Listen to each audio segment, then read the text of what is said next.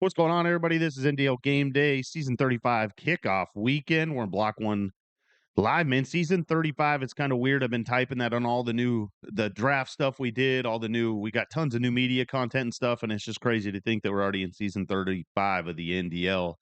Man, we got, two you guys got new teams, Pat and Hubbard. Penguin is obviously repping his LSU hat. Hired back for LSU, another run for the SEC title, and then obviously Pat's changing conferences, and same with Hubbard. Pretty exciting stuff. Yeah. So I mean, how was your guys' off season? How does your Pat? I'll go with you first. New team. How's it looking out there in Indiana? Currently in Colorado Springs at the hotel with the boys. We're playing at Air Force. Things are going well. Figuring out where to put or who to put where on defense. Offensively, very very fun. Tons of skill guys. But yeah, just excited to do the step up and probably obviously play a tougher schedule with harder goals and that's kind of outside of the non-conference. We definitely cupcaked it up. There's no denying that, but there's reasons behind that, and we look forward to the challenge ahead. And Hubbard, I mean, yeah, obviously, Pat, this will probably be one of the tougher schedules that you've probably played, at least that I can remember in the last couple seasons. Obviously, it's conference related this season. Big matchup. Obviously, Oregon. I'm sure that's circled on everybody else's calendar. I know you're a 1 week at a time type of guy, but I'm sure you can't help but kind of feed into some of that outside narratives, right? Like that's what we work in. We work in narratives. You obviously work in X's and O's and scheme and stuff like that. But we work in narratives. And so, how are you handling that? Cool. Just excited. Yeah, obviously 1 week at a time, but once the ball's kicked off, you don't think about any of that shit, and you just try to win every play. Obviously, speed advantage over there at Oregon. We'll be at Oregon. But hey, look, we have to go to at Iowa. We go at Penn State. We have the new Michigan State coach who had a great year at home. It's a rivalry game. We have Illinois, who has been in the SEC before. Just a ton of. We got the. I have the commissioner himself, Nidler, on my schedule. So, you know, can't wait. I will tell the league though a little insight. We had a close scrimmage right before we left Bloomington against the Notre Dame Fighting Irish last night before everyone got on the plane this morning, and had our first ever kick return in this copy with the shell wedge. The Notre Dame coach, hopefully he's listening, can confirm it. Yeah, it is. It is beyond a busted mechanic in the game. Can't wait to use it. So here we go. Hubbard. Yeah, well, Obviously, super hot topic in the live chat the last couple of weeks. But man, yeah, Hubbard, you're also sporting some new gear this year, a new team this year, and obviously we see it a lot in our private chat and stuff. Obviously, you're super excited, you're optimistic. Like, what are some of the things that you think will be able to be changed, kind of moving into the new year? yeah. Well, first off, let me say welcome back, Pat. It's been a minute since we've had you on game day, so welcome back. Glad you're here. Oh, what you got? For a little bit. Pat, your first game day. Hers were bigger. Leave me alone and just keep it moving. Uh, no, man. You mentioned that schedule Pat's going to have in the Big Ten. That Big Ten schedule was brutal last year for Iowa, so we had to get out of there as fast as we could. Uh, And so over to Temple, man. Honestly, I was picking at 71, and I had a list of teams that I thought if they would fall to me at 71 would be great. One of them was Hawaii. There was no chance that was happening. They went. Another was Georgia Southern, who MGR got, who's going to be really good there, I think. But Temple was another one I thought, man, with the quarterback of course, El Jefe had to come to the AAC, so thanks a lot for that. Fortunately, I don't have to take him on. Uh, but it'll be fun. I've been able to put up some yards. I still can't stop anybody. The defense is one of the worst in the game. So I think the other night I won a cup game scoring 63 points, but I needed it because I gave up 50 something. So, it'll be fun. It'll be a good year. I'm excited about the year starting. A new conference, a lot of new opponents. Honestly, that's one of the fun things about moving conferences. You get some guys you haven't played before, and I think it'll be a fun year. I'm looking forward to it. I think it's cute to hear you both talk about schedules with neither of y'all having been in the NCC or having been there or knowing what that's like. So Oh, here comes SEC talk that's again. adorable. It I is. mean, I got to have your back on this one, Penguin, as the commish. Like, yeah, SEC, baby. It just means more. So Penguin, real quick, you There's the Big Ten Peng, was during that SEC last year. Penguin brings up the schedule. Obviously, we just got done with our out of conference scheduling that I got all finalized and stuff last night. Rain posted that in the announcements. And so, Penguin, you're up next. We'll kind of talk to you. Obviously, it's been a hot topic with you this week about how you felt like you were having a hard time getting people to want to play LSU either on the road or at home. And so, kind of walk us through maybe some of the people, and if you want to call them out here live, that just completely avoided wanting to play you. Well, I mean, we did attempt to make a trip to like Bloomingdale and stuff there, but It's we were Bloomington, not Bloomingdale. Bloomington. That's a source Doesn't of matter. divergence, Penguin. We were rebuffed, but we respect the decision to a degree. We have love for the administration there, so that's what it is. We're also turned down by the group in South Bend, but we were given a very respectful explanation and whatnot, and what their goals are this year and why. If they're still there next season, perhaps we try again. And we hope we get a chance to play the Ducks at some point because they flat out ran like cowards. I mean, they just wouldn't do it. So it is what it is. But despite all those struggles, we did find some actual men of courage, and I don't know to spotlight them. We have Chrome at Rutgers, Knowles 26 at Duke, Ryan Collins, Western Kentucky Hilltoppers, and KDOT with the USC Trojans. These men all have great courage and should be commended for seeing no fear. And you know what? Do we expect to win those games? Of course we do, because you have to. But I know I know they're all going to bring it, and I'm glad to get the games that we did, and I thank them all for taking on the challenge. Yeah, I mean, obviously, we talked about Knowles, who had probably one of the bigger wins last year, I would say, in the Yes, NDL, he did. obviously, Mm-hmm. and so when you look face value, if you were only to look at the records of your opponents last year, you would probably think, kind of a middle of the pack. But man, I know this. Playing at Duke against Knowles is like one of those games where you just never know, right? Obviously, a big upset last year, and so Yeah, and that Duke squad has a solid amount of talent, a fantastic quarterback. It's far by no means is this a big mismatch. Going on the road, it's a bit of a test, but I mean that's what you got to do when you're playing in a good conference against good teams. For us, playing a cupcake has no benefit. You know what? We're just going to pat ourselves in the back and the ego a little bit and feel a little better. No, I mean, we got to go out and try to get better each game, prepare ourselves for the gauntlet that's going to be having to deal with.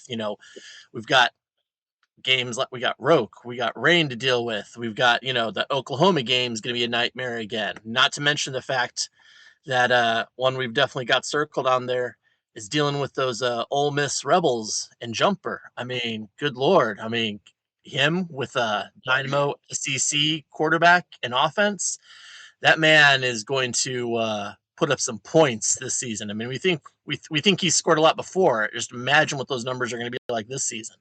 And I think he was quoted by Drew on the Hot Route, the new show on the pretty cool show with Drew and Matt. Um, I think Jumper said that he was going to break all the NDL offensive records this season.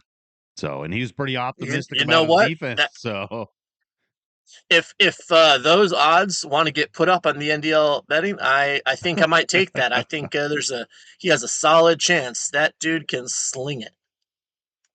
then just bring back real quick to schedules and stuff. Hubbard obviously just taking a peek at the Temple schedule I did last night. Is man, that thing is loaded with veterans, the old vets too. And so I mean I don't know what your schedule was like at Iowa last season, but obviously your out of conference schedule. I think you play like Gary. Um, you might play him 3 or 4 times. You got Gary, you got Mark, um, and then I think you played Buckeye too, if I'm not mistaken. I thought he was one of the ones you played, and then I think you played Twista. which obviously is a really good vet, but he just came back not too long ago at Northern Illinois, which I think that'll be one of your toughest out of conference games, obviously on the road. And then you obviously played Big Mike too to start your conference play. And so just kind of take us through what your expectations are with Temple in the conference this season and what would be a letdown to you. Man, what would be a letdown? Honestly, you mentioned the guys I'm playing. They're just guys that I've either played in different scrimmages or tournaments or whatever. I wanted to go with some guys that maybe I haven't played before, but I have played a lot and kind of know them and how they play.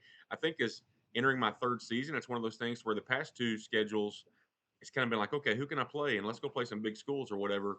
And now at least it's been guys that I enjoy playing, number one. And I know you guys kind of schedule that way too, as well. But, you know, the Northern Illinois thing, I think it's going to be a good game. I think Twist is a good player, but it's where I started in the NDL. So I was like, hey, do you want to play and go there and do that for sure? Uh, and honestly, just wanted to get ready for that AAC schedule. There's some vets in there, but some new guys as well. For me, a successful year for me is going to be just to, I listened to the Outliers last night, and they were like, "Oh, Temple's they could be a sleeper." I'm like, "Oh, great, don't do that," because I've officially won 2 games in the NDL in 2 years, guys. So let's slow it down. Last year I played Smitty, I played Shell, I played Big Mike, I played whoever else was in that conference, and like, no, thank you. Let me take a step back from those guys and get to some, I guess, some more laid back, chill guys that play in that non conference schedule. So it's like, I mean, expectation wise, is it like we make a bowl game at Temple? And that's obviously Yeah, that would be the goal, right? I mean, honestly, for me, and I look at the schedule. I think, okay, if I will play well, I think that's a possibility. Uh, yeah, bowl game would be great, but honestly, just meeting that win goal, which ironically is 6, so it would be a bowl game either way. But even the conference win goal, I think I have a 4-win conference win goal would be great to hit that. So we'll just kind of see how it plays out. Like I said, the defense is really bad, and so I can't turn it over. And if you've played me in the past, that's the problem. I like to throw other people the ball, so we got to stop doing that. That'll be exciting to watch. Obviously, we'll be supporting you. Bowl games are huge. I love seeing the excitement when people make the bowl games. Obviously, I don't know if you guys saw the. I'm sure you guys did, but the listeners here saw the video that got put out before the draft about Virginia making the bowl and not making the bowl and stuff like that. And Fantastic. yeah, just a fantastic video. But it does show to many it's a pretty exciting and a big feat. A lot of people forget. I mean, it's hard. It's hard to win games in the NDL. And so we talk about winning games and stuff in the NDL real quick on Indiana's schedule, Pat. Obviously, going to look at it, your out of conference schedule is from the narrative, right? I work in narratives here on the show, is that it's pretty weak, your out of conference schedule. But then I mean you do play Iowa, right? With that week 5 matchup against Iowa at Iowa. And we've talked about it it's been talked about on several shows. Hubbard's also mentioned it and stuff, is that Brady over at Iowa could make some noise this year. Iowa fits his play style a little bit more. But you had Iowa, you know what they're like, Jeremy, not a very fast team and stuff. What kind of challenges and stuff does that pose against you, Pat, who has probably your team probably has the weirdest overall rating of a 99 offense, 98 defense, and a 93 overall. But The 99 offense is definitely, based off the quarterback. He's got every attribute in the game. He's awesome. I think I've had multiple games with one incomplete pass. It's crazy how good he is. But then there is a drop off on the O line for sure. But back to Brady really quick. He forces fumbles, and he'll be at home. And when you can recover fumbles, that's the big turning of the tide in this game. The minute you start forcing fumbles, that's when the really good players beat the other good players when they can force fumbles. Or obviously, if you're not throwing picks, what's the other way to get the ball? Is either to force punts, which in this league, once you're across the 50, that's really hard to do. So we'll be playing there again. Mendoza doesn't get affected with the road stuff, which is great. And yeah, I mean, he poses the very first challenge, and then it just keeps getting more difficult from there. So now yeah. at Oregon, at Penn State, obviously two of the biggest Mm-hmm. games. Yeah, I mean the Michigan State games. I mean you have a lot of tough games in conference wise, but the two highest ranked opponents you play. in conference is at Penn State. So you brought it up though, Mendoza not being affected by the road, but that doesn't obviously carry over to every single person on the team, and so it'll be pretty interesting to be able to protect the ball. Yeah, and our D line needs to start playing better against the run in the scrimmages that we've played. Not great, not great. The interior tackles need to start making more plays because they've been not making plays. Yeah, so obviously swinging into new things and stuff like that into the NDL season. We got a couple new coaches and stuff. And so it'll be pretty exciting to see how kind of that plays out. We obviously the draft this year, we were a part of the draft. Overall, how did you guys think the draft went from a league standpoint? As well as was there any giant surprise to you in the draft? Just one surprise. Penguin, go ahead. Surprises? Man, it's a tough one. I mean, every year you've got teams going that you're uncertain about. Okay, I got one. Rain not just leaving Notre Dame, but going to Alabama to take on that challenge there. Not saying that I'm surprised that he would, take on something big, but for him to choose to go into the SEC after all those years of, be able to craft completely your own schedule and whatnot. So I mean that definitely that was a shocker to me. I know we were talking about it at the time, and I said, yeah, he's going to go there. But I mean, I was completely talking out of my ass at the moment there. I didn't think he'd actually do it, and you know what? There he is in Tuscaloosa. That I'm excited to see what he does against that meat grinder of a schedule. Yeah, I think the biggest shock was early on when Jokers took San Jose State, right? Like Mm. you kind of figured he'd go to stay in the G5 and kind of build up for next season, but I don't think that was the team that we thought it would be, right? We kind of thought it'd be, we kind of talked about maybe it's a South Florida, maybe even it stays in Memphis, but San Jose was kind of the shocker, but I think he'll do well there in that conference. I think that was the San Jose State pick real quick. I think that was hey, what conference can I maybe make some noise in? And what conference? I mean, he obviously knows a lot of those guys and stuff in the Mountain West, and I think that was probably, but that definitely was a shocker. Obviously, it brought that commercial up right away though, the Mountain West rehabilitation program. So Well, I think the middle of the draft is interesting. Is maybe not surprises, but when teams are left and some guys just don't like playing in the G5, and some guys love to.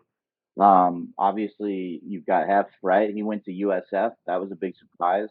Leaving Clemson, right? You're like, holy cow! If you're new to this league, why would a guy leave Clemson to go to USF? Which is what you got there. But these guys like to try new things. And then, hey, look, I had Utah. I had full plans to kind of redraft them. Then I unfortunately played a scrim or two with Indiana like the day of the draft, and turned out I like them because now when you're at Utah, you have to deal with, hey, look, I know we bust Weasel's balls a lot, but he is a good player. Like I've played him before. He's good.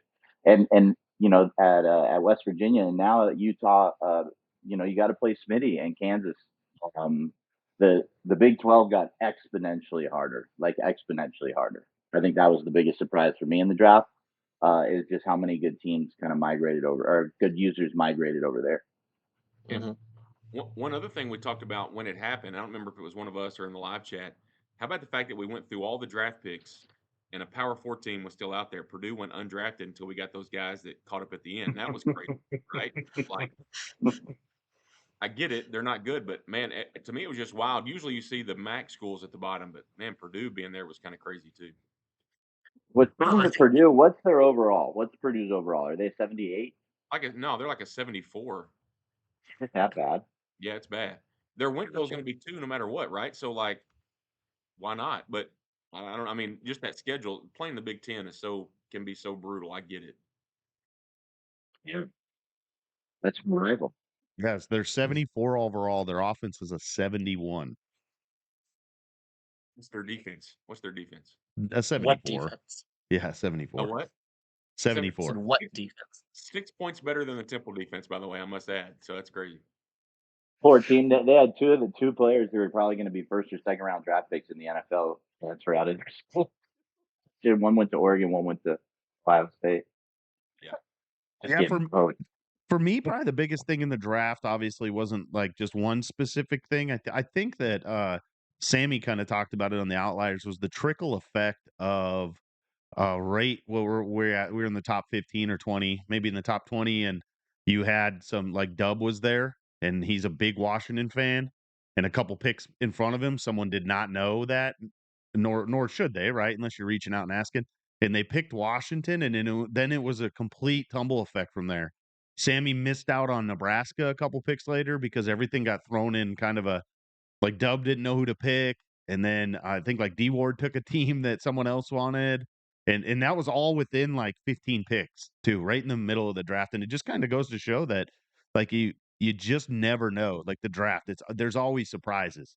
Um, and I think that was part of why RB was so nervous about Notre Dame sitting there, right? Like, he didn't have the number one pick.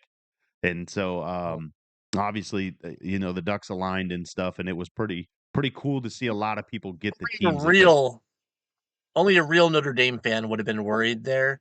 Anyone else would have realized, yeah, they're gonna fall if other people don't want them. So, But it was cool. We got to see a lot of people in the NDL get their teams that they enjoy this season, which is always a lot of fun when you get to see people that have the chance to take their team and decide to do that. And so it'll be fun kind of moving forward to look to see how that works. Obviously, there's a lot of, like you guys talked about, some of the conferences and stuff, the landscape and stuff changed. I will kind of get into the polls here. The polls were released this morning. If you guys don't know, we throw the graphic up here on the thing. We'll talk about the coaches poll first.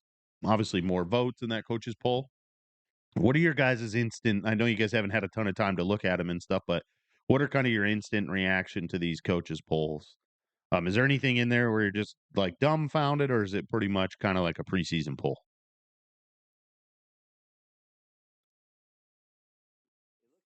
Good to me. I had Tennessee up higher in mine as far as who I voted for.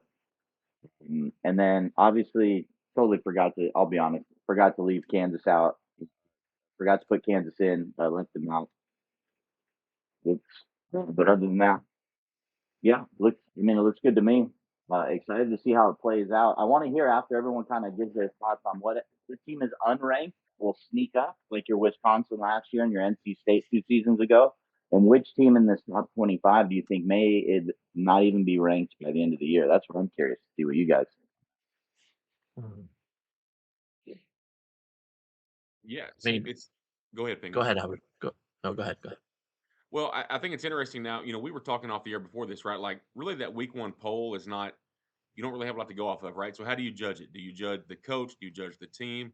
And I think you're kind of seeing a mixture there, right? To where Kansas is probably not a top 25 team in the game, but you have Smitty there, right? So they jump up.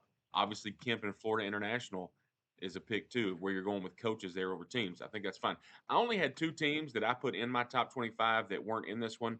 One of them being Iowa State, one of them being Louisville. I think Swolvine and Louisville in year two, I think he could have a really good year there, which, Syracuse being in there, I get it. CG's been in there, been in the league, but I think that Louisville's a team that's not in there that could. Other than that, I think the teams are pretty close, right? And we'll just kind of see how it plays out. But overall, not a bad poll to start the year. I think, y'all make some good points. I think there are two huge misses, two teams that don't show up in the media or coaches poll that I both put in mine that will definitely be there. One is Iowa with Brady. I know he plays a tough schedule, but I'm going to say now he's going to win 10 games. He's going to be a nightmare to play. He's going to win 10 10 games. games. With that schedule, I will win 10 games. Wow. His game isn't trying to run away from you. He wants that physical contact.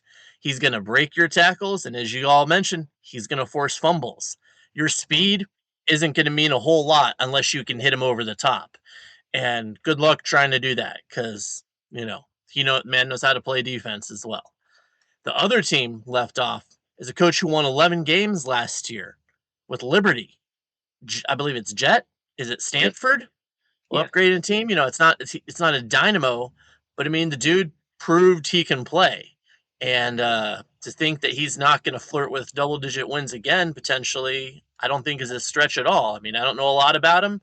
I've only seen a little bit of his gameplay, but that caught my attention, and I think he's one to look out for this season for sure. Well, Iowa's an interesting point, right? We've had a lot of talk about that just in our group. You're talking about Brady's style matching Iowa, and I didn't have him in my top 25 yet. He will be there. I'm with you, Penguin. I think he's going to have a great year also. I've gone as far as saying if he figures it out and can play defense, he's going to be in that CFP conversation at the end of the year, honestly. Okay. Yeah. I ran the ball with Iowa, and I am not good. Okay. If you play me, I mean, I ran for 250 against Oregon last year. All right. So Moulton is a tackle breaking machine. The quarterback's a tackle breaking machine. If he can figure that out, it's going to go well for him at Iowa. I'm with you on that one as well. I think it's a great fit. And I know we hadn't maybe got to our picks on the year or whatever. We'll get to that. But I think that's a sneaky good pick, Penguin. I'm with you on that one. So I kind of pose the question about who you guys think won't be there. Who are you? Those are kind of the two main ones, right? Iowa and Stanford being unranked. I think either Syracuse will fall out. It's a tough schedule. It's not a great team, from my understanding, just like talent wise. But here's a hot take, and I'm not trying to be a hater. I think Ole Miss, if it plays as irresponsible as he did last season, he has no chance to be ranked at the end of the year. I don't know if he'll play more responsibly.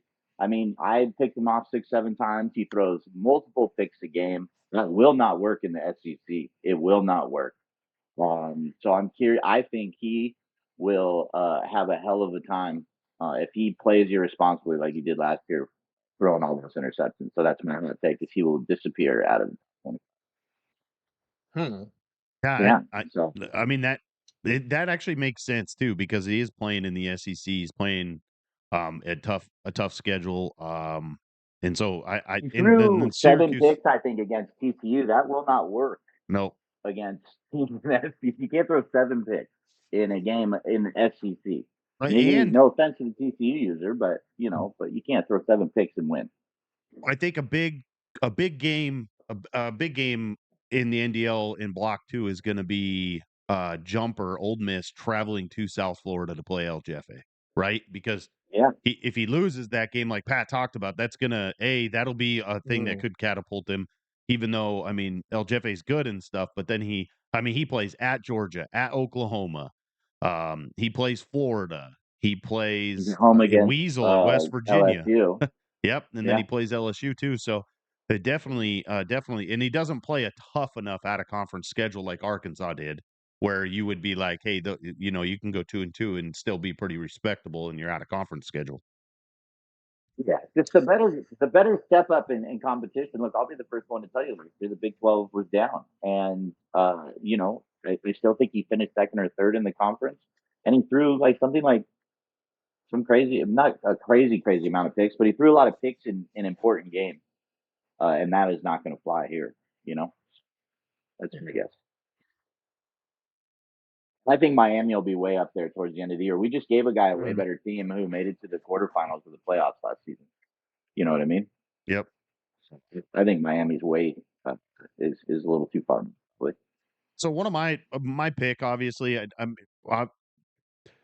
the Iowa one is kind of I think a no brainer between all of us. We all think that he'll eventually be ranked here pretty quickly. But also kind of looking at the mid major teams, as I think Boise State has the potential to climb up there.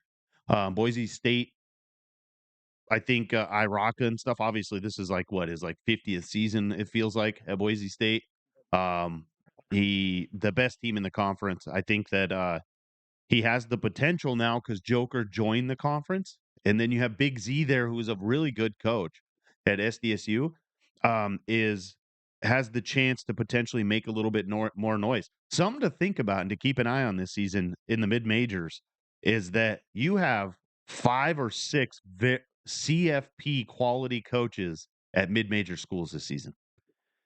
Is this the year where a 4 or a 3 loss Power 4 team doesn't make it because El Jefe goes undefeated, Kemp goes undefeated?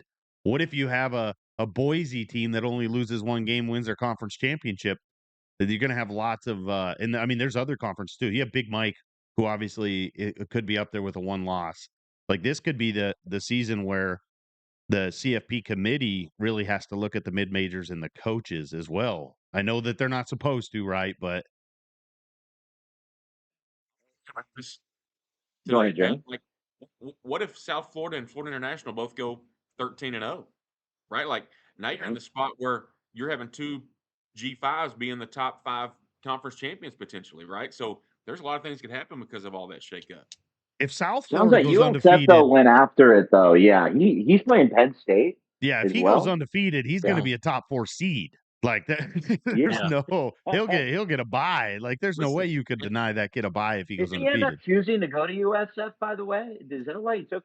Did we ever confirm that? Remember, It he was was on trying to his pick list school. of schools that he was actually in real life planning on going to. He was a day one drafter, right? we're talking about in real life. In real life, Yeah, man, I'm when he talking actually is real life. thinking about Yeah, going he's there. Yeah. trying to. Yeah. So I think someone asked him the other day, "Did you choose a school yet?" And I missed the response, or if he did. But what is that? Why he picked him? Oh, that's what I'm curious. That would be awesome if so. Yeah, that would be really cool. I know his schedule's tough, but it wouldn't shock me if he goes 13-0, right? Like that's not a bad team, and I mean that's a Power 4 quality player, a coach, and then Power 4 quality players on his team, right? Man, I I mean, just don't see him beating Georgia, Penn State. It's a brutal schedule, man. I mean, Old It It really Miss. is. Yeah. He But You know, if he goes unbeaten, then there's I mean, shoot, if he goes 11-1, it's just as impressive, you know. and Yeah. that's the thing is we talk about it all the time. That there's no such thing as quality losses, right? But how you lose is going to matter for these mid-major schools that go out like him. I mean, he's challenging himself, right? He's given himself every opportunity to have a mistake on his schedule. And so if he does lose one loss, but if he gets 35, you probably use that loss as like, look how he did against a CFP talent. Now, I don't think he's going to get So 35 by any of these teams, but he's not. He's not. so the question I have, let's say we have a scenario where Florida International and South Florida both go unbeaten. So then I ask Pat, what is your case going to be when you adamantly pose this more than one of them getting in, which will inevitably happen when the playoff time comes? I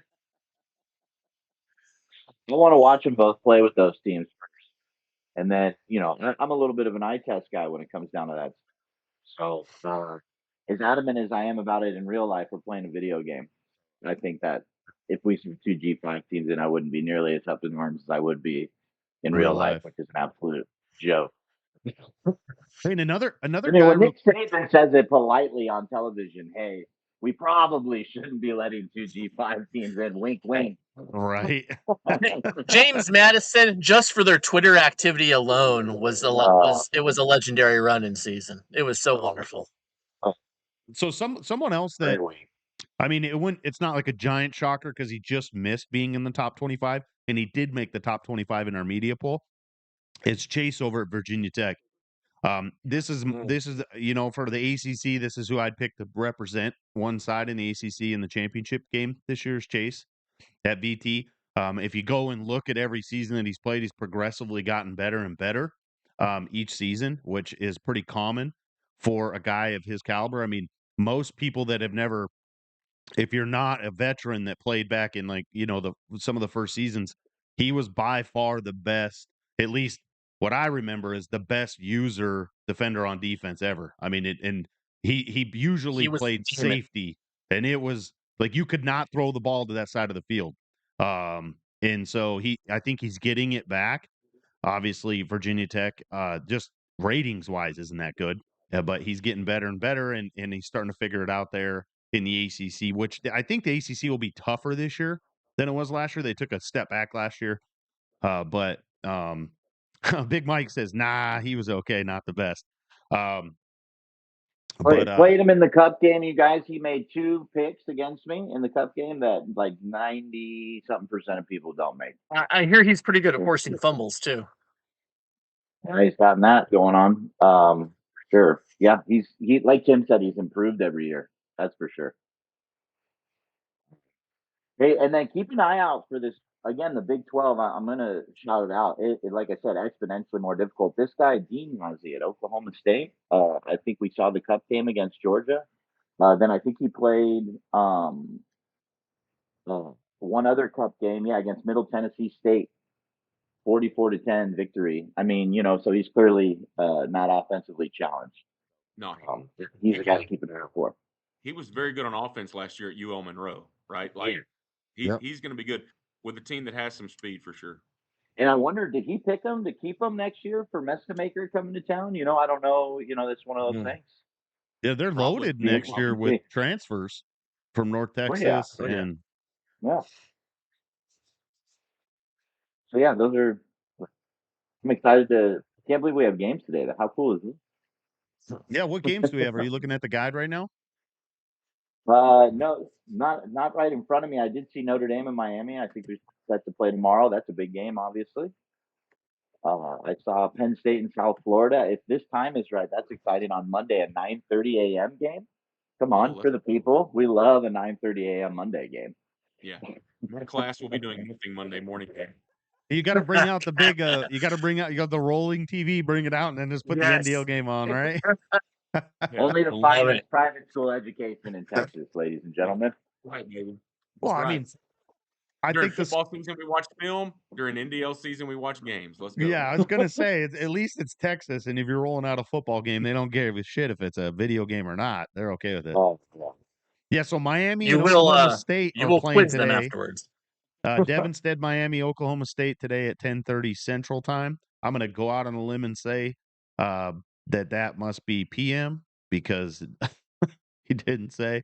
We got Penn State USF is tonight. PM. It says PM for Penn State USF. So it should be popping today and this afternoon and this evening in the NDL. I'm looking right now on our live guide. Or one I can announce too, which isn't posted at the moment. Yeah, go ahead. LSU will be going to Rutgers this evening around 7:30ish or so. Okay, love it. See what the Tigers got. That'd have been Miami's this morning. They said 10:30 a.m. 10:30 a.m. Okay, okay. Oh, right when Whenever the show show ends. finishes. Depending on when the show finishes. Does he know that it ends at 11? He's trying to cut us off short. The fans are going to riot, Devin. No, but it's super exciting to see Devin with Miami, right? I mean, he's in the chat right now. We talk about it. Obviously, played really well with Arkansas last year. Really tough schedule, challenged himself, and now he has Miami. Gets to host Notre Dame. Schedule is a little favorable for Miami this season in some of that aspect and stuff, and so obviously a big test right away. And here's something to think about: is obviously I can make fun of RB because him and I talked privately the other day about how like we're big, like I'm the big brother and I just irritate him. But we talk about teams that potentially could not be ranked next week. What if Notre Dame loses big to Miami? They're already fairly low in the rankings. Would that be pretty interesting to see as a Notre Dame fall out of the top 25? I can't imagine how he would react if he was not voted into the top 25 with 0-1 or 0-2 start. You can imagine. I have. Hey, let me give a shout out to RB. I've scrimmaged him twice in a few days, and I don't know what his game plan is against Miami because obviously the team is faster than mine. But if goes without saying, but seriously, if he doesn't turn the ball over, I think he's got a very good shot there. So if he loses, even if he gets blown out, it is a team that's way up there in the top 10. So, you don't move him out, but I will, if he does get blown out, are we ready in the live chat? Is everybody going to strap in and be ready for all that? Because I'm excited for it. That's why I love this place. I like how Devin's already sandbagging in the chat there. Yeah, right. Of course. Yeah, we're not listening to that. Not listening. Yeah. Devin, you're full of shit. Well, I mean, he just doesn't want to put any poster board material up for RB. We even had Arkansas last year, played a hell of a schedule, had Jiggy on the ropes on the final drive, and he just got a team that is way better than what he just. He's going to be The one thing I'm curious to see how Miami looks like under him, just to jump on that, is that a big part of his offense, what made him dangerous last year, was that you really had to worry about the quarterback's feet. Now at Miami, at least for this season, you don't really got to worry about that so much with Carson Beck. So I'm curious to see how that offense evolves with that element not being as prominent for him. I played him when he was at Pitt when he had a slow quarterback, and he was just fine. I mean, he was still good. Yeah. Yeah. I mean, the quarterback's good. Ask DK, right? Obviously, a hot topic in the league is don't run the ball. You're going to Yeah. throw the ball for a Hail Boy. Mary. But I mean, you saw the ratings come Can't out. even run a read Obviously, option in the league anymore without getting roasted. yeah, right. Like, but Talon is the fastest quarterback I think in the game, isn't he? At least the fastest a starting quarterback, anyways. Unless you're going to pull some other quarterback off, but I think he's like a 92 speed or something like that. If I saw the rankings that they were posting the top players, and I think he was number one. And so I don't. I know Devin said he's going to miss him and stuff. And then also they had the speed receiver too, right? That doesn't even play on their. That's not even on their roster. They had more than one. Yeah. Yeah. What's I can't think of the kid's name, the youngster at Miami. Why is that escaping me? Malachi Tony? There you go, Tony. Yeah. I think he'll be just fine with him. That dude is a shifty dude. He may not be throwing the 80-yard bombs over the top, but I mean, yeah. That guy's gonna have big numbers this season, no doubt. So what's one of the big games you're looking at in block? I know we have the game of the weeks, right? I'm going to just list them real quick. Clemson versus Iowa, Iowa State, Oklahoma, Missouri, Kansas, Kansas State, Tennessee, Kentucky, Boise State, Notre Dame, and Miami. Besides those games, put you guys kind of on the spot here. What is another game? We had a lot of good games for out of conference scheduling. But what are some other big games that you're looking for, whether it be because you're the commissioner or you play the people maybe on their schedule? But Hubbard, what's a big game you're looking for in this first block that's not one of the Yeah. games we're picking? Of course, you're making me go first because I was trying to go back through my list here. Uh, no, I think there were a number of games, right, that we thought were going to be good. I think one that I don't think is on our list, SMU and Baylor, right, Mhm. would be a fun one. Let's see, trying to go through here. One for my conference, you guys mentioned Boise State a minute ago, Kentucky. You know, how will that one go? Kentucky and Boise State, and then A&M and Clemson could be a good game as well, right? I don't think that one's on our list, so I think there's a lot of good ones in block one. I believe don't Bama and Washington play block one? Yes. Yep. Yeah, that's going to be an interesting game. You got Washington at home. Dubin took the team kind of early, so probably maybe like something about him. So I think that's an interesting one. And Hubbard, I am glad that he picked you first because the site's been going painfully slow today, and finally the schedule loaded right when you were done. So I look way more prepared. So thank you, Tim. Appreciate that. And then I am curious to see Devin go out there against this Oklahoma State team, see if the Oklahoma State thing against Georgia was an anomaly or if he may give him a little scare today right after game day. So very, very curious to see. Well, y'all left me an easy one, so I'll jump all over it, and that's got to be Central Michigan taking on Michigan State. I think you've got we all know what the good doctor brings with his Chippewas, but Hughes, our resident Canadian, I don't know how many we have at this point, but one for sure, getting his beloved Spartans after having a solid season last year. I think that should be a barn burner of a game. I didn't watch Chip's podcast. What did Chip say about playing his own Big Ten team in that podcast? That'd be interesting to hear, actually. Yeah, I haven't listened to you. I uploaded it this morning. It'll be interesting to see if he talks. Obviously, he's been open that he tries to play every team in Michigan in out of conference every season. I think last year he had what Central. He had all of them. He had Western. I think he played 3 different Michigan teams last year. Oh, one other one that I've actually got in my notes I forgot about, and that is something that's a huge rivalry in real life, and that's Kansas Jayhawks, of course, Smitty, taking on Missouri in Big Red. And that Missouri team is no joke. And I mean, we all know what Smitty can do. That is a game that could I wonder if it'll be a battle, if it'll be a statement one way or another. But I mean, a huge win for either side to start off the season there. Plus, They you don't get even those need. rivalry points right out the gate. Yeah, they don't even need hash marks in that game because they run so many wide sets. Those two, so it'll be interesting to just see how it goes down out there.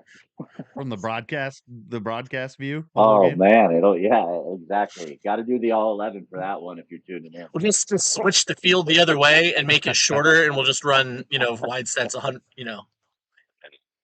That'll be the way. So for Hash me, marks will be at the bottom of the numbers. probably some of the games that I'm kind of looking at, I did have the Alabama-Washington game just circled, and the reason being is I play, obviously, Washington, a rival for Washington State, so I'd be cheering for the Huskies to win just because, obviously, that both helps me a little bit. But I play Iowa State this season, and so they play two tough games out of conference to start the season. They obviously play for the Hawk Trophy. I think it's week 2, and then they play Kansas State, right? And so I'd kind of like them to. Cy-Hawk Trophy. Well, Thank you very much. And so I'd like them to win a couple of those. I just because it would help my schedule out a little bit this season. And so those are some of the games I'm looking at week 1. But you guys have kind of hit on it. Obviously, Penn State plays a couple good ones right away. You have Clemson. And so it'll be really interesting when we come back next weekend to talk about, hey, does it look like someone might be out already? Right? One of those teams starts 0-2, 2 tough games against probably other CFP competitive type teams. That could really knock you out. I love seeing these coaches go out and challenge themselves out of conference because from the fan, fertile 0-2 coaches, Tim, very fertile. Yep. yep, yeah, right. And so that's actually what I was going to bring up next, Pat, is that it's always interesting when we get to block 2 and block 3 is can you handle going 0-2 or 1-3 when your expectations are so high with the top 15 team in the game?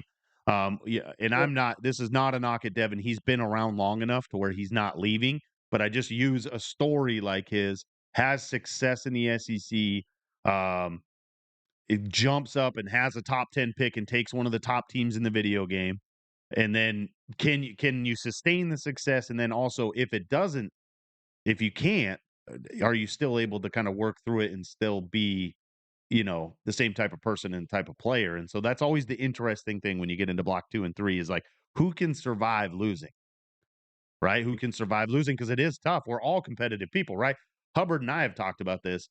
Hubbard openly will talk about how he's not very good at the video game, but he's a very competitive person. And so he battles with that all the time, right? Is like, hey, my expectation is I know I stink, but I still hate losing. And so I've got to find some middle ground here. And so that'll be obviously one of the biggest tests and one of the biggest things coming into block 2 and 3. About the schedule, think about this. Do you think there are more out of conference big time matchups this year than there has been in a while? Right? I think so. I think that the Big 12 and SEC challenge, which we've had a lot of fun with, but those teams are playing each other. You see, South Florida playing, and I think part of that is because the committee last year finally said you can lose 3 games and play a tough schedule. Okay, Penguin, you can lose 4 games, doesn't matter, but you can lose games in a tough schedule, and we'll still put you in if we think you're one of the 12 best teams. And I think because of that, teams are willing to play those games now, right? And so I think that actually is a good thing that we get these games now. Mm-hmm. Yep.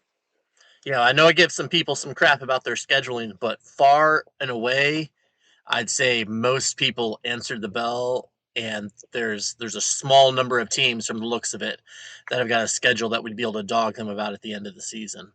So a lot of people answered the bell. It's going to be great. Hey, one team too that I kind of going through the schedule that might be a sneaky one is don't forget about old. How do you say his name? Sergeant Zit? Is it Sergeant Zoot? Yeah. He's at Tulane. He's been in the CFP, I think, multiple times, and had Michigan last year. And as someone who's scrimmed with them a lot, can be a tricky team to use sometimes, especially for a guy like him who does run the ball, but he definitely likes to throw. And you can't really throw a ton with Underwood. He's especially on the road. It's absolute trash. So I think he's got what's his name, Retzloff there at Tulane, and I think he could do. I think he could be sneaky good and give USF maybe a problem if they play in the regular season. I'd have to look, but I mean, definitely challenge him. Absolutely. Yeah. I think Big Mike is getting a lot of love at UTSA, and he should. That's a good roster. But I'm with you, Pat. Tulane is not getting enough love in the conversation of who can win that AAC. Good. Retzlaff, you look at the badges and the skills that Retzlaff has, he's one of the best quarterbacks in the game, period. Just when you look at all Yep. that stuff. Mhm. Yeah, and he can sling it. I know at Michigan he ran the ball well, and before he was at Louisville, but obviously you have that back at Louisville that can run. Like he's one of the best Yep. backs in this game. But the dude can throw the ball. So yeah, it'll be interesting to see. And it's helped with the out of conference schedule too that you did have some CFP coaches last year or last like 3 years that have spread out into other conferences. Because you start seeing them play each other out of conference, right? Like when El Jefe and Kemp are in big conferences, you don't see that spread out, right? Like El Jefe went out and he did the old classic, right? We used to talk about Roke all the time. Is you go out and you schedule the best players you can, and if you don't win 2 or 3 of those games, you really put yourself you you don't give yourself any room for error the rest of the season, right? Like Jeremy, you talked about it. They do use that out of conference schedule. I brought it up to Pat sometime this week. Is like that's what saved Arkansas, I believe, last year was he went 2-2 in probably the toughest out of conference schedule as a whole than anyone else. Definitely anyone else in of those CFP teams, and so I think it helped him. And then to where other teams, it hurts you if you go 1-3, right? Or you that's going to eventually hurt you. And so, obviously, from a fan that watches a ton of NDL games, I love it. I love seeing the out of conference scheduling teams get to see these quality coaches go up against each other. To where every year we talk about it, it's just the way it kind of rolls out with our CFP is that you get the multiple matchups in the CFP, right? First round, you'll have people that have already played each other. And so you kind of escape some of these coaches ever getting to play each other in meaningful games. And so this will be pretty exciting. Utah and Nebraska, I think, just went live. It's definitely, Thanks. yeah. No, I love it. It's good. It's always good to have a little. Yeah. Hey, are we going to see a kick return to open the season for Oh, the yeah. Utah U? Yeah, for Utah Oh. doing the old. No, he got tackled. He got tackled at the 25 or the Okay, 20. okay. 19. Yeah. We didn't Exciting see every stuff. 3 or 4, so we'll give him a chance. We'll give him a mulligan on that one. Yeah. He did. He said we're going to have this series at least 7 times this year. I mean, who isn't looking forward to Tony Soprano breaking down special teams more and more this season? I mean, that's going to be incredible. Yeah, hey, so let's do that. We got all kinds of new media stuff that's kind of churning off, and obviously we've been around long enough. Obviously, our show is we'll hang our hat on being the longest running show in the NDL right now for media. And what show are you looking forward to the most in the NDL? Whether it's one that's been going on in the past, but just what show is something you're really looking forward to this season in the NDL? You have to pick just one. I mean, yeah. Well, how about you pick one until everybody picks, and then do the old classic, just say them all so no one else can say anything. That was my strategy, but okay, all right. I'll Pat start likes with that. I'm gonna I'm gonna shout out the show that finally returned after a long ways away, and beer, bourbon, and ball there, and it helped inspire my beverage choice this morning. There, got a little Voodoo Ranger Imperial IPA to, and AM, bro. Yeah, but it Jeremy, tastes like grapefruit juice. the guy Boy, has a Harvey's going to be a giant ass. blast at the convention. He's got a giant ass gray beard. He's in a closet. There's flannel in the background. Like he's got a corduroy hat. Of course, he's drinking an IPA at 9 in the morning. Okay, fair enough. Fair enough. But yeah, that show is always a great time to listen to. Fortunately, I figured out a way to have Twitch available to myself because I had a long time I couldn't actually really watch it. And just hearing those guys chat and break stuff down. And I mean, if it's a great game, it's a great game. And when it's not a great game, I feel like they pick up the slack and are even more interesting than normal. So, I mean, it's one of those things that's definitely worth everyone's time to take in. So let me tell you about beer, bourbon, and ball. First off, I didn't obviously last season they were gone. I watched it Thursday night when I got home and picked up the end. Friday morning I woke up and I was getting ready to go to work and my wife was in and out and I was like, hey, this is why I love this league. Watch a little bit of this. And my wife watched the first, I don't know, 5-10 minutes of beer, bourbon, and ball, and I was like, it was awesome, right? So glad to have them back. I'm with you. I think the new Drew and Blue show is going to be fun, right? Like I think they interact well together. Of course, Drew's been with us a number of times here on game day. Uh, NTX and I talk a lot about different things coming in. He'd been in the league before, but we came back together a couple seasons ago. I think that man, those two work well together, and I think they'll have a nice view of things throughout the league, and they kind of see the big picture. I think that'll be a fun show. Yeah, for shows, I mean, you guys already talked about all of them. I really appreciate, we watch a lot of games, and I think it's really cool that Andy's added another element to kind of thrown out wagers on games. I think that's a really, really cool thing to do. It'll keep you engaged throughout the year, just having contests like that, Mhm. and I think it's awesome that he not only, if you guys haven't checked out the site, it's like it's legit. Like it's cool. I've laid a few bets down. It's clean. And you have the ability, which I don't know if they close since we've got games going, like future, so you can just throw out a nice large size bet on a team to win. That way you can follow that team all year. So it just brings a really cool element to our league, and why if you're coming in for the first time and seeing like, holy shit, they have a betting site, like just another really cool thing. All it takes is one DGen like Wild in here We who, we need to make a big deal out of whoever finishes on top with that this season. yeah. I sat next to Wilds, like I said, at the poker table and watched him bet on Jamaican polo. Okay. It was a 2 o'clock game and it was unbelievable. I couldn't believe it. But yeah, so that'll just get one extra person in here when they see, there's a little bit of everything in here for people. And yeah, just kudos to Andy for putting together a nice, clean site. Badass. Yeah, I know there is a plan to do more integration too, at least visiting with Homie and stuff. There is a plan to do more integration with the NDL Sharp. That's the betting site Pat's talking about that Andy did, and the NDL website. Everybody knows if you've been in the live chat that Homie is redoing the website. And so there's lots of changes that'll be coming out over the next video game. You saw some of the stuff in the Discord, right? He pushed out the new scheduling stuff, which was super awesome. At some point, I think he's working on, and hopefully I don't spoil anything, but he's working on like when you send out a conference scheduling, you know how you get an email? He's actually having it to where you'll get a private message in Discord that'll show you the matchup and everything, and you can click on it. It'll take you right to the website.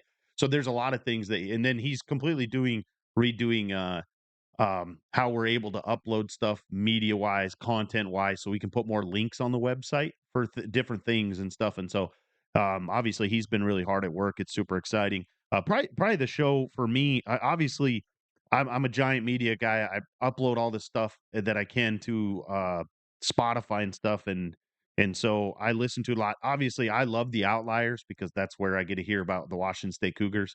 I think that at Doc's new personality on there, he's starting to kind of come into his media personality on there, and so I really enjoy listening to the Outliers. I'm always excited to listen to Sammy, Vic, and man, it's crazy too because when Vic first came in the league, it was just a guy that I just didn't enjoy. But obviously, uh, and I've told him this. I've told Vic this. But just being able to see him and listen to him and stuff, and really understand who he is and why he says some of the things he says is kind of come full circle, and I really enjoy Vic and his personality and stuff in the league. And then yeah, so I'm pretty excited for really all the media content. And I know there's RB, I think, has said him and Andy are going to come out and do some type of podcast. So we'd be excited to hear something like that too. Um, I don't know if you guys know this. I'm looking on the betting site right now. I don't know how much you've looked around on there. You can actually see the number of bets that have been placed total and Mhm. where all the bets are at. As of right now, 209 bets have been placed for 43,000 coins, right? Yeah. Uh, and they're all spread out. The most bet line is Miami minus 7.5 against Notre Dame. So no pressure, RB. Wow. But that's crazy, man. No, but Andy did a great thing with that. That's been pretty awesome to see. Yeah, it's gonna be interesting to start seeing some bad beats, right? You're gonna Oh, absolutely. like the over under bad beats. Like in my head, those will probably be the first big ones because like a 7.5 is. I mean, maybe if you score at the end of the game or something, but the over under bad beats where guys take a knee or a guy scores a touchdown with a minute to go and he's already up 28. Like those would be pretty interesting bad beats, right? When they hit the 28 and a half. Good point. But so just be pretty interesting to see who's going to jump in on that and start doing the bad beats of the week. Doesn't that Scott Van Pelt? Doesn't he do that, or who does that? Yeah. Yeah. Guys betting on themselves and taking the under and shaving points. Yeah. I'm with bare ass Yeah, here. you can't bet on yourself. Yeah, Andy it brings said a that good that's point why there. he made it so you can't. I'm going to go in there and make another account, right? Like this would be like the NDL sanctions Coach Lick for betting on himself on using his kid's account. Right, I'm going to start up one of my son's NDL Sharp account. I figure that's part of the bonus of having so many children, right? You're up by 32 in the game, and the over needs 2 points to hit, and you've taken the over, and you have to be the jerk that kicks the field goal with a minute left to win by 45-yard 35. field goal to win $100 fake dollars. You've got GM from Weasel telling you to kick it. Yeah. Right? Yeah. Weasel's But gonna I get your need real phone these number and points. he's gonna be blowing up your phone while you're playing your game. Yeah. Start sending you love it. hate mail. You wake up with a horse's head in your bed, it's Weasel for sure. Yeah, right. Hey, shout out Weasel. The highlights that man can turn out. Did y'all watch the top 10 he turned out? They're Oh, so I good. mean, Splat. dude, that was fantastic. Oh, Man. the Yeah, so he- accent makes the highlight. Let's be honest. Yeah, he's nuts, but he's awesome at the Yeah, same so time. he, if you guys don't know, he cuts highlight film. If in real life, he cuts highlight film for NHL and somebody else. MLB Network. There you go. MLB Network. He cuts highlight films at night. I think he works at night and he cuts highlight films. And so obviously I mean, I've talked to him privately and stuff like that. He joined the media team this year. And I told him, man, that people will love that. If you do a highlight film like that every week, what he wants to make it easier. If you guys send him highlights, you can send them privately to him. Don't send him a link from your YouTube. You got to download the video and send it to him. But he'll throw it in a highlight film. Obviously, super cool. Him and Marion County should definitely get together and do something. That's a lot of personality in one room, though. Well, flavor. We'll call it flavor.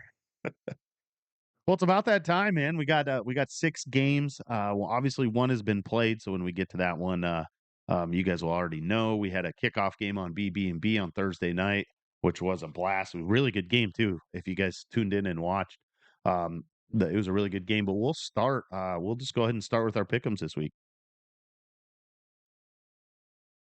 Alrighty.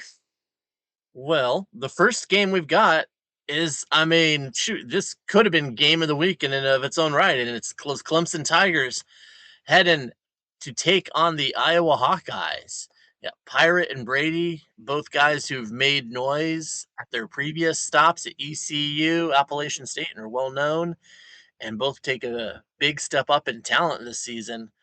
I mean, we all know that Clemson's got beat that beefy defensive line, plenty of playmakers on offense.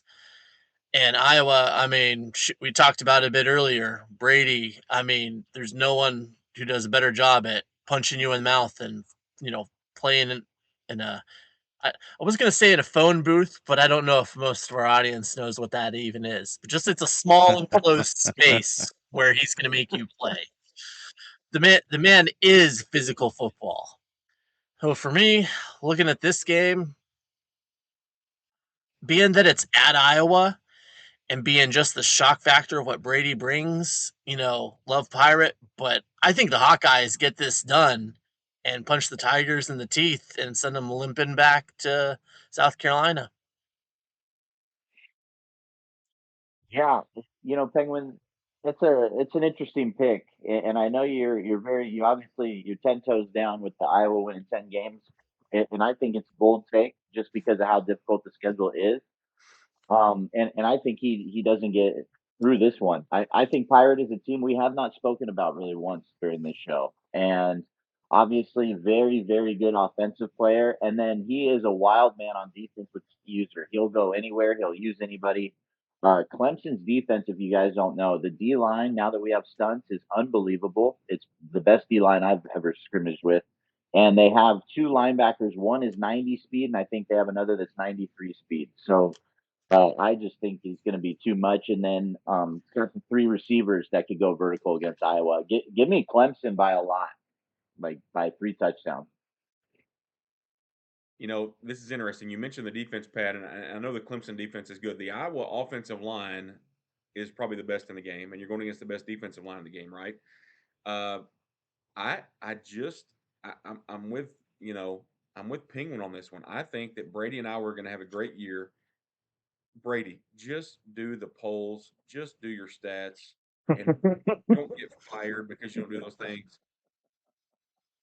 I'm going Iowa in this one. I'm going to go Iowa at home. There'll be the first quarter wave to the kids in the hospital and the fourth quarter wave to the Tigers as they leave. Give me the Hawkeye. Oh, what a lie! He's Oh, been practicing that. What a great Oh my oh, year! gosh. Like, oh. he's got a writer. He's got a writer in the other side of the hotel room writing all these little these Oh, one-liners. goodness! I love Oh. it. That's right. I couldn't say it when I was there. I have to do it when somebody else's. Hey, hey. Uh, First off, Pat knows I'll feed him lines. We don't have to get into this. I'll feed you a line, Pat. Oh,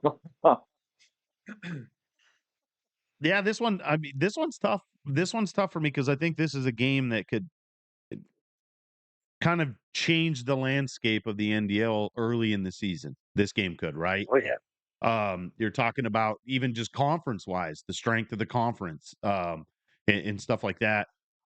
It's really hard for me to get over the talent that the Clemson has up front, right? Like you talk about Iowa's really good at running the ball, and Clemson's defensive front in the 7 is just going to be a little bit better, I think. I also think Clemson is going to be a little bit more explosive on the offensive side of the ball, mainly because of who's over there. And so I think that that'll actually be the biggest difference of the game is going to be the big plays Clemson's able to put up. And it's going to put Iowa in some spots that Brady doesn't want to be in, is having to score instead of being able to control the clock and kind of, shorten the game. It's not going to matter because of how explosive Clemson's going to be. I have Clemson winning, but I do think the game will be pretty close, probably 10 points. So what is the spread? I think the spread's probably 7.5. It's like pretty common spread. Here's the thing, Penguin. We'll be in a video next week if Pirate wins, just so you know. We'll be prepared for that. Yeah, that's true. And just so you guys know, we did do a public vote in the NDL, and 86% of the NDL believe Clemson would win too, which was the second highest out of the game of the weeks. So, wow. So now our next game, ladies and gentlemen, we have Ohio State playing Oklahoma. I'll be quick on this one. It's our 2-time returning champ. Texanol, as we know, is a guy that wins 10 games every year, and then somehow is always on the outside looking in. So I wish him well in his quest here, but I don't see it going well for Oklahoma. I got Ohio State in this one. I don't know what the spread is, but I would take Ohio State in points. Hey, and credit to Texanol for playing this game, right? Oh yeah.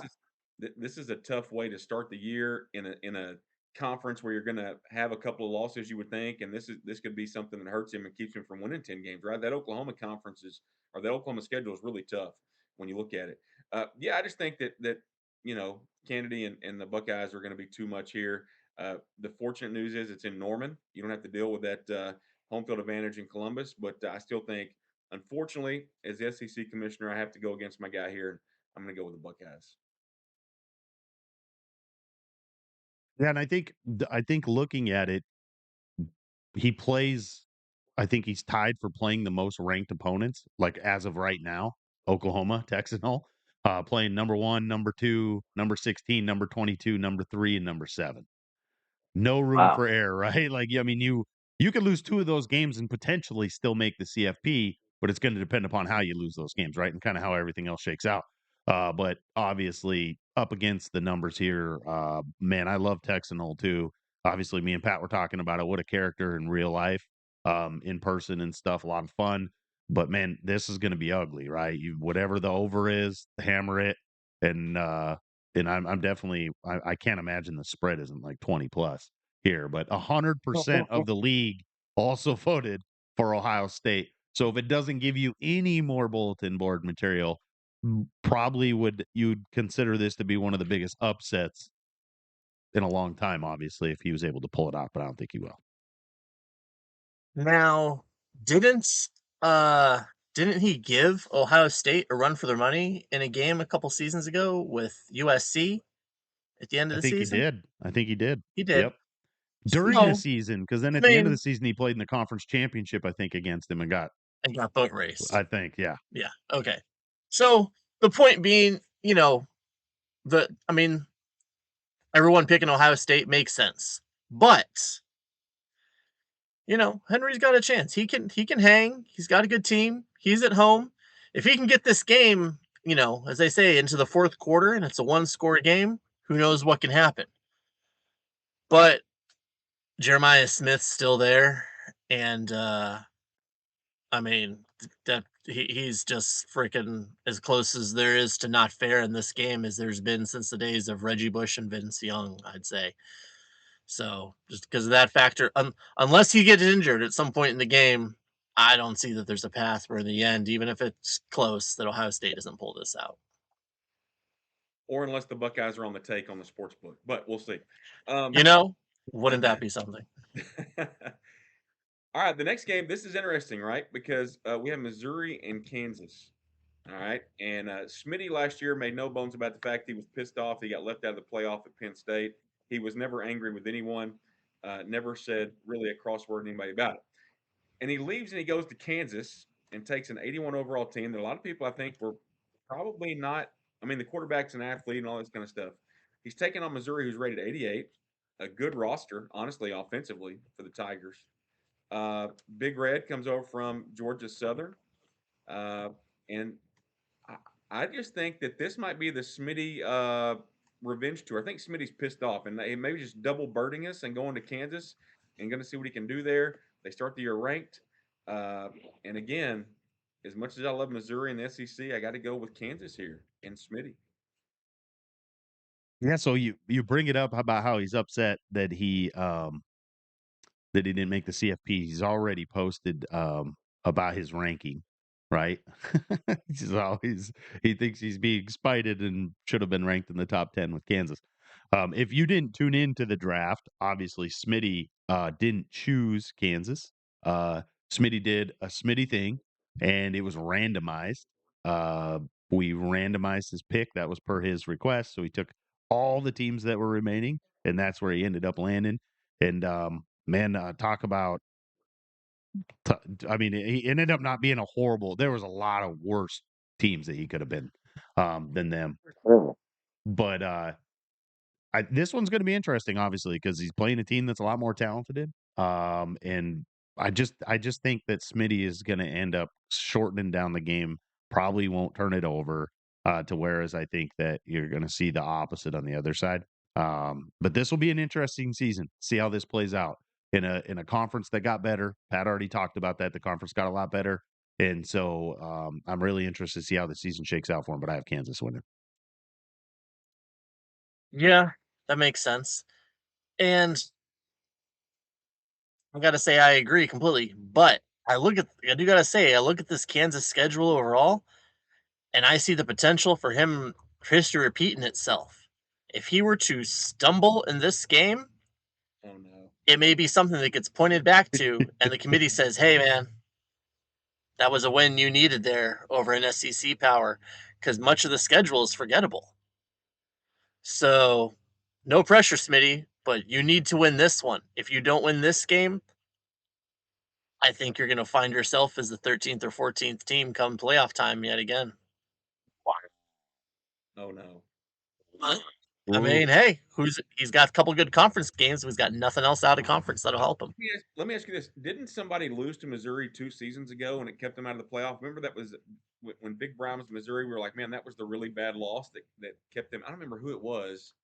It was like maybe they only lost 2. I don't remember. There was some situation where somebody lost to Missouri and it kept them out. I do remember that. I can't tell you who the user was. I can't either. So history repeats itself. Penguin says Smitty's going to finish 13th. I think Joker said that on BB&B the other day, right? He was going to finish 13th.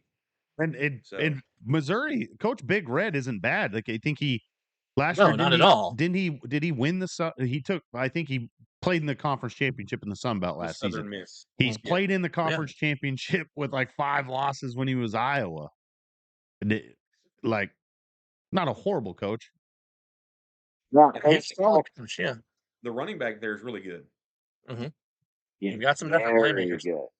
So that's the caveat with saying if Kansas doesn't get it done, I am picking them to win, but I'm saying there's a lot on the line in this game.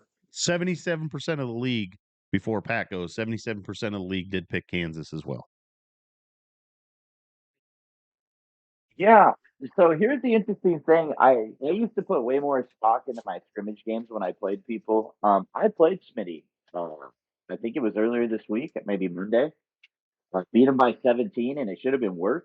Not to put him on blast, he forced 2 red zone fumbles, or like one when my guy was running into the end zone, and I sacked him like 9 times. The Kansas O line is horrible. And Missouri has an awesome D line. So I think this game will be closer than the experts think, as they say. I think Smitty wins a tight game. Big Red he's a wild man. I played him in the NDL Cup last year, and literally as I was dropping back to pass, like mid play, was talking shit to me through the mic, through the controller. It was hilarious. Like telling me to throw it to a certain guy as I was dropping back. He was like, hit triangle, hit triangle. Like, so he's a wild card. I think Smitty's a wild card. I hope Smitty has worked with his team a little more than when I saw it the other day. But give me Kansas on a last drive type of game. Give me Kansas by 3 or 7, winning the game at the end. Next up is one that's a little awkward because I guess, as you said, the game's already been played. But Kansas State taking on Tennessee in what has become a yearly rivalry between Jaguars and Vegas, and was a highly entertaining matchup on Beers, Bourbon, and Ball. I mean, final score aside, I pretty much I came into this thinking it's going to be a good competitive game. As you know, Vegas has won most of their previous matchups, and even though Kansas State beat top of them last year, I believe this is the first time that the game has taken place with the Vols being the home team. And that, even though I know Kansas State is definitely one of the toughest outs out there, if you've played him or not, with the offense he runs, and he's a pretty solid user as well. So, given that home field is why I had to side with the Vols on this one.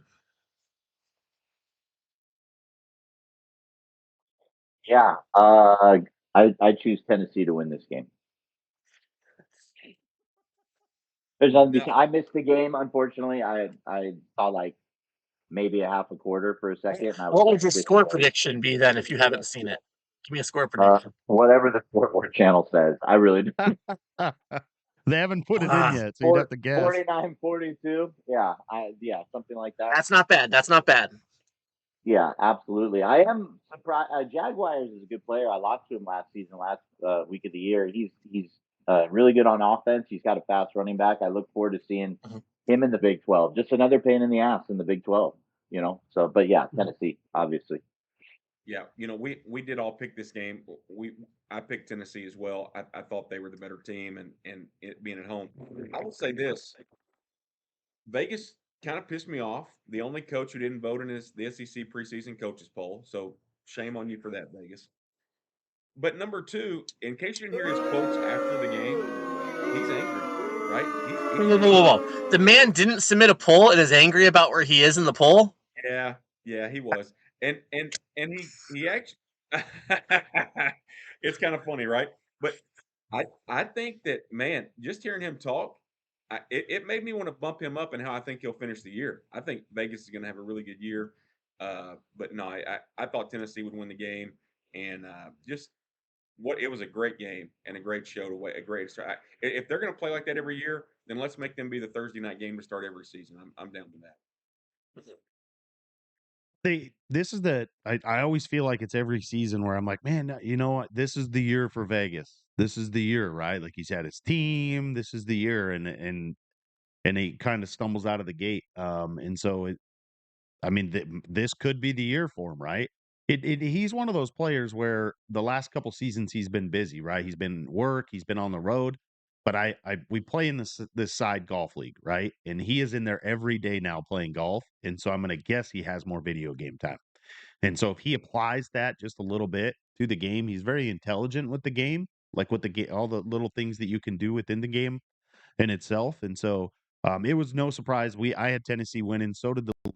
Although this was the minimal amount of 63% of the league thought Tennessee would win.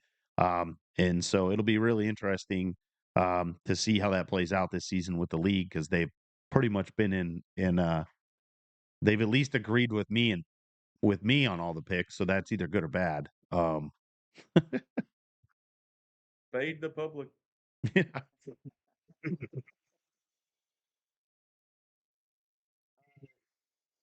Game. We've got the annual Sammy Iraka game. You have Kentucky playing Boise State. I know Sammy, we mentioned earlier on the show, unfortunately, just lost getting to play with his favorite team by just a hair.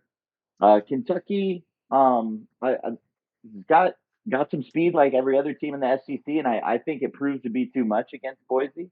And I think he'll have the guys to slow down Boise's run game. No knock or shot at Iraka, but much better runner than a passer. And I think going up against an SEC team and Sammy, who loves to run Tampa too, loves to move his D line around up front. I think that'll be too much for Boise. So give me the Wildcats. Yeah, this one's hard, right? Because I just don't know about that, just the Kentucky roster in general, right? The quarterback is, suspect with Boley. Rock has been at Boise forever now, right? He kind of knows what to do and knows his roster really well. Um, I wish my man Sammy would have been at Nebraska. Hate that for him, the way it all worked out.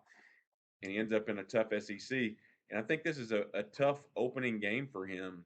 Uh, and gosh, the SEC guys are going to kill me. I'm going to go with Boise here. I just think that the familiarity Yeah. with the team, and it's not like Boise doesn't have a good roster. It's a good team. I'm going to go with Iraq and Boise. Unbelievable. Your guys' own commish. Hey, Jokers was Twice. wearing a Tennessee shirt the other night. I don't want to hear this. So this was probably, out of all the games, this was actually probably the hardest for me. At first, I had picked Boise because I think they're going to have a good year in the Mountain West this season, Coach Iraka. But man, once I started looking at the roster, like Pat talked about, is Kentucky actually has a lot more talent than I thought on their roster, right? And Mm-hmm. that can happen with these teams when they don't win a lot of games year after year, and then you kind of just think that that's how it's just going to shake out. But Sammy's an interesting player to watch play. Pat, you've had the chance to play him. He's kind of an inconsistent player. Like when I watch, right? Like sometimes he'll have a big win, and I'm like, oh, here he goes, and then he'll have a bad loss, and I don't know if it's because of when he plays. He streams. He's one of those unique players that streams and talks while he plays, and so I don't know if it's distraction. I don't know what it is. But these two guys are friends. They're friends in real life. And so obviously this is a big game. I think when you probably focus more for games like this, right? And so I think that the biggest difference here will probably be just the talent level between the two teams. And I think Kentucky has the little bit of an edge here. And so I am taking Kentucky. I think it's going to be a very close game, though. And Well, I think Tim makes a really the league says 70%. Just so I don't forget Kentucky. Tim makes a lot of good points, and I mean, you've got all that past data to go on when you've got a rivalry game like this versus users who are very familiar with each other. And Kentucky's definitely got a little bit more speed, including an absolute dynamo at wide receiver who just can leave everyone on that Boise defense in his wake. But a couple factors, because I initially, unlike Tim, I initially picked Kentucky in my first stuff I sent in. And then I marinated on it a little bit and switched it. And for me, this came down to just a number of factors just tilt that scale. We're playing at Boise State, Blue Turf Magic. Boise State's a bit better at quarterback than Kentucky is, and a bit more consistent on the lines. Given that, I like the Broncos to have just a little bit more. Plus, as previously mentioned, the roster familiarity. And Sammy, self-admittedly, not only is it his first year at Kentucky, he doesn't play this game a lot. So how familiar is he really going to be with maximizing the talent he has there? Sammy in game 7 or 8 this season, I believe, is going to be a superior opponent to Sammy in this first block.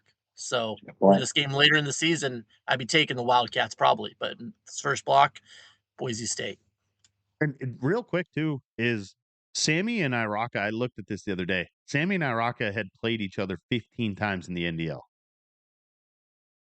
Iraka's won 4 of those games. Okay. Really?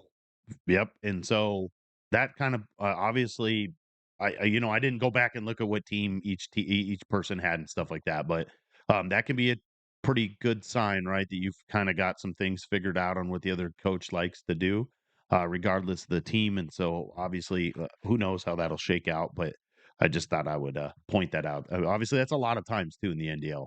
So For one caveat in that, I know Sammy won the first 7 of those matchups, which are years and years ago. So the number, at least as I see, is a little bit closer present day. Yeah, if you take that out, they're 4-4 in the last 8, I guess. Okay, there's your math lesson for the day. All right.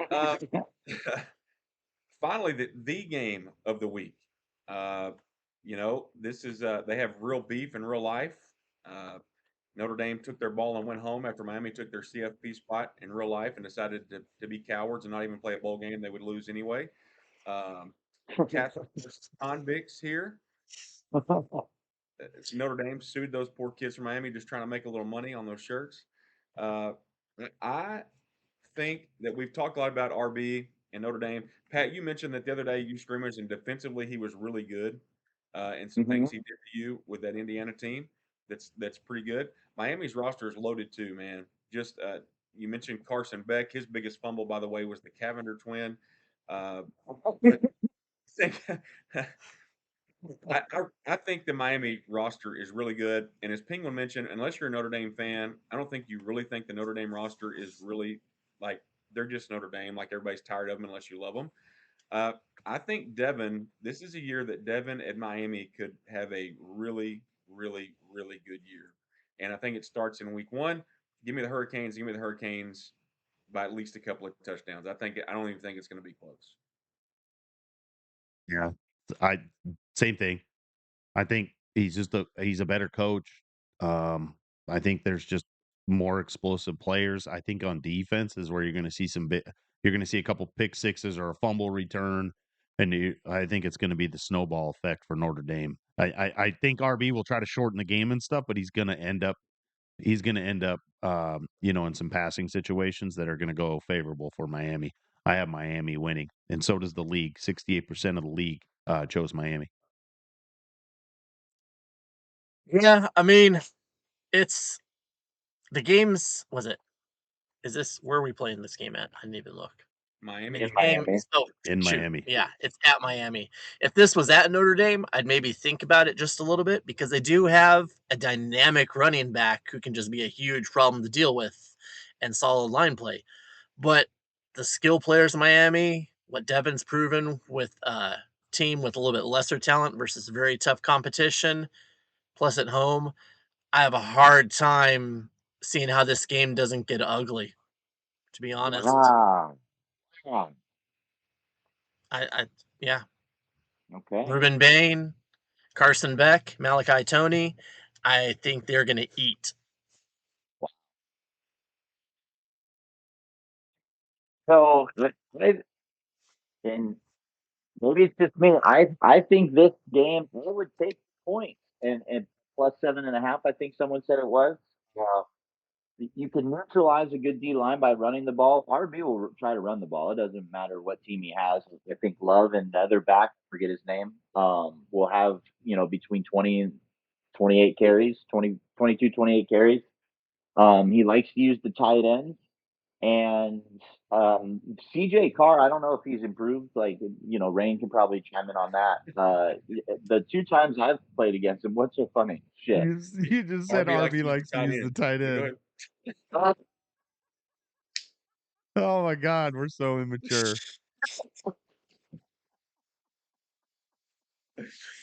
It's a very good thing. Miami wins. Take the point. Give me Notre Dame plus 7.5 and the tight end. Yeah. Can you all, after all this, imagine RB on the boards if he wins this game? Oh, I can't wait. It's what makes the league great. I hope he wins. He's gonna like go Super Saiyan in posting. It's gonna Oh. it's gonna be crazy. I think Yeah, he'll I'd be love it. pleasantly insufferable. I love it. I love it. He'll be like the person that can sing, and he'll just do every Friday night karaoke night for the next 10 to 12 weeks. Sign me up though. I'll listen. I'll listen. Yeah. I'll listen Hey, for he sure. wins this game. He'll deserve to belt it out long and loud if he wants to. Yeah, hell yeah, That's for man. sure. It'd be a big But upset, then have obviously. a letdown. Then have a letdown in week 2 against somebody he shouldn't. I mean, I don't know. Maybe I don't know. Be really interesting. know. Right now, obviously, we got a game going live right now because for whatever reason they don't know how to tell time. But although one guy lives in a different country, so Utah and Nebraska right now, it's 28-14. Utah winning. He couldn't I mean, the understand season why opened hours ago in Estonia. Right? he couldn't understand why he couldn't get the game to go live on the website, but that's because the weeks aren't open yet. But we got some big games today. So a game I was gonna talk about, but I didn't. Obviously, he's my nephew. Is Sergeant Lingus plays BYU, Coach CJG, who I think will have a fairly decent season at BYU. And so that Wake Forest roster is super talented, but they play today at 3:30. I think the fastest running back in the league is on Wake Forest, so it'll be really interesting. Obviously, another one of those clashes between conferences, but they play at 3:30. We already talked about some of the other games. It looks like some other people are starting to put games on the guide. Utilize the guide on the website. It's super easy. You just go to your team, you click the preview, and you can pre-schedule your game.